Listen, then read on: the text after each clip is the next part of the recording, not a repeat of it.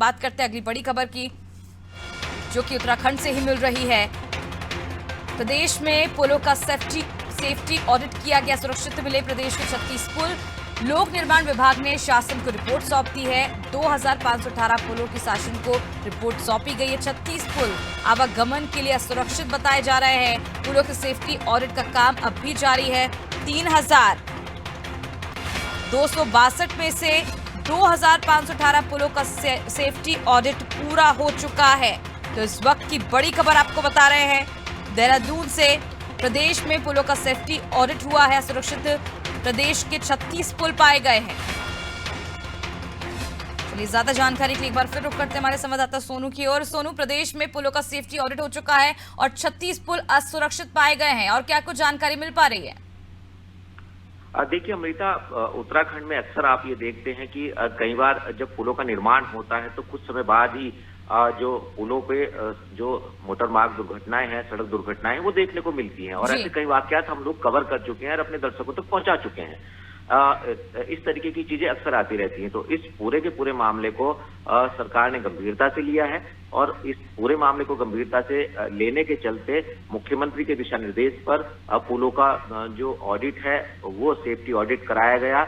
और इस जो लोक निर्माण विभाग है उसके जो इंजीनियर्स हैं, जो पदाधिकारी हैं, उन्होंने टीम जो गठित की थी उसने अपनी रिपोर्ट सौंप दी है। अभी तक जो इस कार्य में एक तरीके से हम कहें कि मानकों के अनुरूप नहीं है या असुरक्षित हम कह सकते हैं, जो सुरक्षित नहीं पाए गए हैं उनकी तादाद 36 है। 36 ऐसे पुल पाए गए हैं, 36। और ये काम अभी गतिमान है।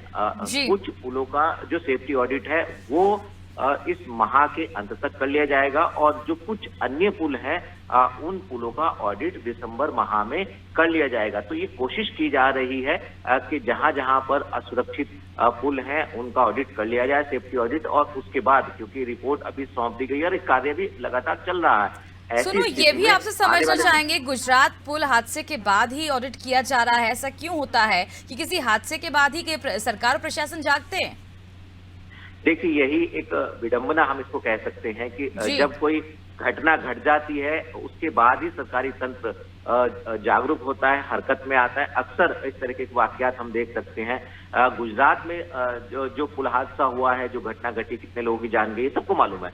उसके बाद फिर क्योंकि ये मामला पूरे देश में एक मैसेज जब इसका पहुंचा तो इसी को मद्देनजर रखते हुए उत्तराखंड सरकार भी हम कह सकते हैं अलर्ट मोड पर नजर आई। और यही वजह है कि फिर इस तरीके के दिशा निर्देश दिए गए और उसकी समय सीमा भी तय की गई है और उसी समय सीमा के अनुरूप इस रिपोर्ट को सौंपा गया है। अब इस रिपोर्ट में कुछ पुल असुरक्षित पाए गए, बहुत गंभीर मामला है, यानी उनकी स्थिति जब ठीक नहीं है तो क्या कल ये इस बात की क्या गारंटी है कि कल कोई घटना नहीं घट सकती है। इसके अलावा जो और ऑडिट होना है तो निश्चित तौर पर उन पर उनकी क्या स्थिति है उसकी वास्तविक तस्वीर भी जल्दी सामने आ जाएगी अमृता। तो उम्मीद ये की जानी चाहिए कि आने वाले समय में जो पुल है इनका सेफ्टी ऑडिट पूरी तरह से जब कंप्लीट हो जाएगा तो जब कंप्लीट होने के बाद कुछ राज्य सरकार उन पुलों की स्थिति में सुधार करने की कोशिश कर सकती है।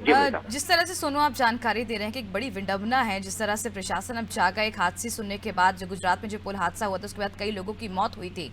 ऐसे में सेफ्टी ऑडिट तो किया जा रहा है, लेकिन अब इसको दुरुस्त कब किया जाएगा? और इसी बीच अगर कोई हादसा हो जाए तो इस पर जिम्मेदार कौन होगा? देखिए, आपने बहुत अहम सवाल उठाया है। ये बात बिल्कुल सत्य है कि जब कहीं पर भी किसी भी जगह पर किसी भी मामले में जब कोई दुर्घटना सामने आती है तो उसके बाद ही सरकारी तंत्र कुंभकर्णी नींद से हम कह सकते हैं जागता हुआ नजर आता है। और अगर हम पर्टिकुलरली विभाग की बात करें तो विभाग के अधिकारी आज इस बात पर क्यों फोकस कर रहे हैं गुजरात के पुल हादसे के बाद? इससे पहले इस बात पर फोकस क्यों नहीं किया गया? वो तो शुक्र है इस बात का कि मुख्यमंत्री ने इसको गंभीरता से लिया और अधिकारियों के पेंच कसे, अधिकारियों की फटकार लगाई, अधिकारियों की क्लास लगाई और उसके बाद मुख्यमंत्री ने इस मामले को गंभीरता से लेते हुए दिशा निर्देश दिए, जिसका परिणाम आज देख रहे हैं, जिस पर हम चर्चा कर रहे हैं। लिहाजा ये सवाल आपका बहुत अहम है कि कल यदि फिर कहीं कोई घटना हो जाती तो इसका जिम्मेदार कौन होगा? इसके लिए जिम्मेदार सरकारी तंत्र है, वो अधिकारी हैं।